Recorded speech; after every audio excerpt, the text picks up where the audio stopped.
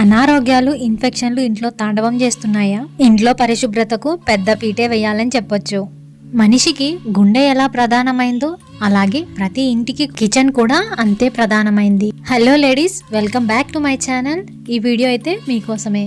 మరీ ముఖ్యంగా మదర్స్ కి కిచెన్ ఎప్పుడు క్లీన్ అండ్ నీట్ తో మెరిసిపోవాలంటే నేను చెప్పే ఈ 4 అతి శుభ్రంగా ఉంచుకోవాలి. జిడ్డు పాత్రలు, మిగిలిపోయిన వ్యర్థాలు మొత్తం అన్ని సింక్ దగ్గరే పెడుతూ ఉంటాం. చాలా మంది పాత్రలు కడిగిన తర్వాత సింక్ ను అలాగే వదిలేస్తూ ఉంటారు.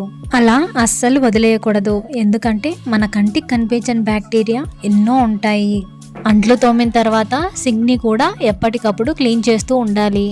అందుకోసం వెనిగర్ అలాగే వంట సోడాని 2 సమానంగా తీసుకొని సింక్ ని గనక క్లీన్ చేసుకుంటే క్రిమి కీటకాలు అనేటివి ఉండకుండా క్లీన్ అండ్ నీట్ గా ఉంచుకోవచ్చు. ఇకపోతే రెండవది కౌంటర్ టాప్. కూరగాయలు కడగటం, కోయడం అలాగే పాత్రలు శుభ్రం చేయడం ఇవన్నీ కూడా కౌంటర్ టాప్ పైనే చేస్తూ ఉంటాం. ఇక దీనిపై బోలెడన్ని సూక్ష్మజీవులు అయితే ఉండనే ఉంటాయి. కౌంటర్ టాప్ గానీ సింక్ గానీ ఎప్పుడు వెట్ గా ఉండకుండా చూసుకోండి. ఇక మూడవది వచ్చి మసిబట్ట. కిచెన్ లో ఎక్కువగా మురికి పట్టేది ఏంటి అంటే అది ఇదే అనమాట. వీటిపైన ఉన్న క్రిముల సంఖ్యనైతే మనం అసలు కౌంట్ కూడా చేయలేం. ఇవి చూడ్డానికి మన కంటికి చాలా నార్మల్ గానే కనిపిస్తూ ఉంటాయి, కానీ ఈ బట్ట మొత్తం హార్మ్ఫుల్ బ్యాక్టీరియాతో నిండి ఉంటుంది. వంటింట్లో పని పూర్తయిపోయింది అనగా ఈ బట్టని ఏ రోజుకు ఆ రోజు ఉతకాల్సిందే. మనం బట్టలకి లాండ్రీ డిటర్జెంట్ వాడుతూ ఉంటాం కదా, అదే లాండ్రీ డిటర్జెంట్ తో ఇవి కూడా క్లీన్ చేసుకోండి. కాసేపు అలా నానబెట్టి క్లీన్ చేసుకుంటే బ్యాక్టీరియా మొత్తం పోతుంది. ఇలా ఎప్పటికప్పుడు ఏ రోజుకు ఆ రోజు క్లీన్ చేసుకుంటూ ఉన్నామంటే కిచెన్ అనేది ఎప్పుడు నీట్ అండ్ క్లీన్ తో మెరిసిపోతూ ఉంటది అనమాట. ఇంకా ఈ 4th వన్ అనేది చాలా చాలా చాలా ఇంపార్టెంట్. చాలా మంది దీన్ని స్కిప్ చేస్తూ ఉంటారు. ఇన్ఫాక్ట్ నేను కూడా ఇలా స్కిప్ చేసేదాన్ని.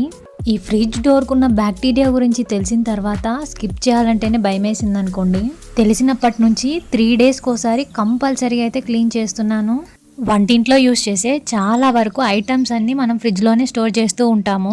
అలా ఆ వస్తువులు తీసుకోవడానికి మాటికి మనం ఫ్రిడ్జ్ అనేది ఓపెన్ చేస్తూనే ఉంటాం కదా. అలా మనం పదే ఫ్రిడ్జ్ డోర్ని టచ్ చేయడం వలన మన చేతికున్న క్రిములన్నీ కూడా ఈ ఫ్రిడ్జ్ డోర్ పైన నివాసం ఏర్పాటు చేసుకున్నాయని చెప్పొచ్చు. ఈ డోర్ క్లీన్ చేసుకోవడానికి కొన్ని వాటర్ తీసుకొని అందులో కాస్త సాల్ట్ అనేది వేస్తున్నాను. ఈ సాల్ట్ వేయడం వల్ల క్రిములు అనేటివి చచ్చిపోతాయి. ఈ క్లాత్కి 1 సైడ్ మాత్రమే తడి చేసి తుడుచుకుంటూ వచ్చాను. ఇంకో సైడ్ ఉన్న పొడి బట్టతో ఆ తడి లేకుండా క్లీన్గా తుడుస్తూ వచ్చానమాట. ఇలా ఎవ్రీ 3 డేస్కి ఒకసారి ఫ్రిడ్జ్ని అయితే క్లీన్ చేసుకోవాలి. ఇలా ఎప్పటికప్పుడు కిచెన్ని క్లీన్ అండ్ నీట్గా పెట్టుకుంటే మనం ఇన్ఫెక్షన్ బారిన పడకుండా ఉండొచ్చు. ఈ వీడియో గనక మీకు యూస్ఫుల్ అనిపించింటే మాత్రం ఒక చిన్న లైక్ ఇచ్చి సబ్స్క్రైబ్ చేసుకోవడం అస్సలు మర్చిపోకండి. ఇలా ఇంకొన్ని టిప్స్తో నెక్స్ట్ వీడియోలో మళ్ళీ మేము ముందుకు వస్తాను. అంతవరకు బాయ్.